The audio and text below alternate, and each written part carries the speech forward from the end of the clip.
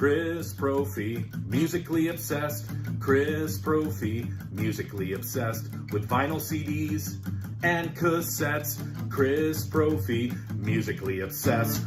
Oh yeah! What's up, everybody? So before I start my video, I just want to wish everybody a happy new year. Here's to 2025. Thank you to everybody who has continued to watch my channel. Thank you to all my new subscribers. Like this past year, I'll be still making videos in 2025. So hopefully, I'll be creating some more content that you guys want to watch. A resolution for me this year, I'd like to do some more group videos. I got to get back together with the guys again, team up with some other YouTube channels. So if you guys have any ideas, shoot them at me and let's do this. So today, I want to show you 5 of my favorite album deep cuts. Now, this could be one of many videos that I'm going to do. It might become a series. We'll see what happens. Basically, a deep cut. You guys know what a deep cut is. It's a song that really didn't get much airplay, maybe. A song that a band doesn't play much live anymore, or maybe never played.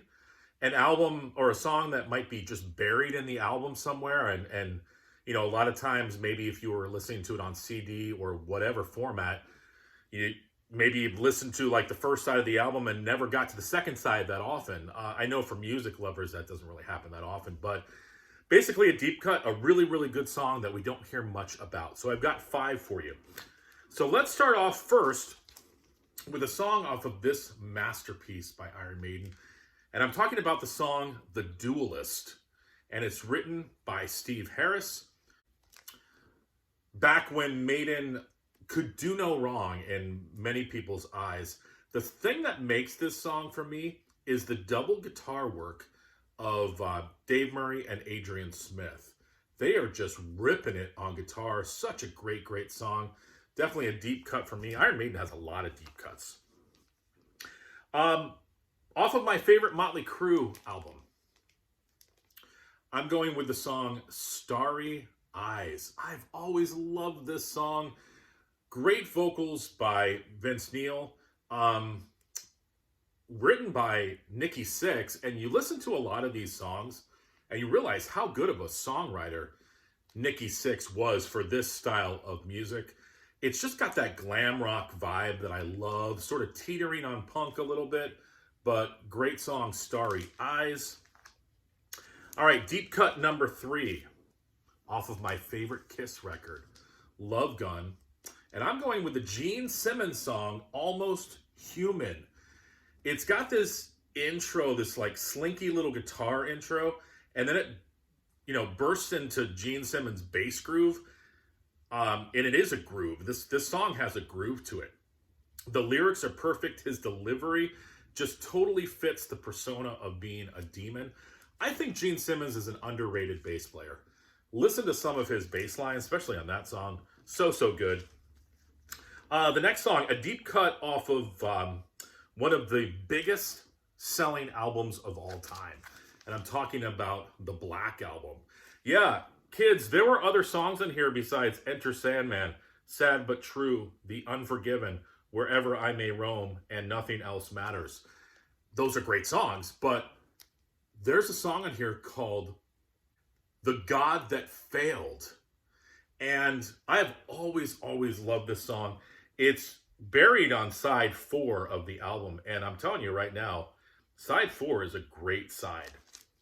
You've got The God That Failed, and then My Friend of Misery, and then The Struggle Within, which the end of The Struggle Within is probably the thrashiest they got on this album. But I'm going to talk about The God That Failed. Music and lyrics by James and Lars. You have Jason Newsted with this rumbling bass intro that kind of carries throughout the song. The song's only about 5 minutes, which is perfect. It doesn't overstay its welcome. It's got this Harvester of Sorrow vibe to it, but so good. A heavy song. Metallica basically showing you that you could be heavy without being fast. That's what the Black Album's all about. That's why I wanted to point out the deep cut, The God That Failed. And lastly, for some people, this album is probably, the whole album is a deep cut. I'm talking about Sabbath, Never Say Die, because other than Never Say Die, and maybe the song A Hard Road. People don't really know too much about this album unless, you know, you're a diehard Sabbath fan. This is one of my favorites. And I'm going to pull the song Air Dance off of here.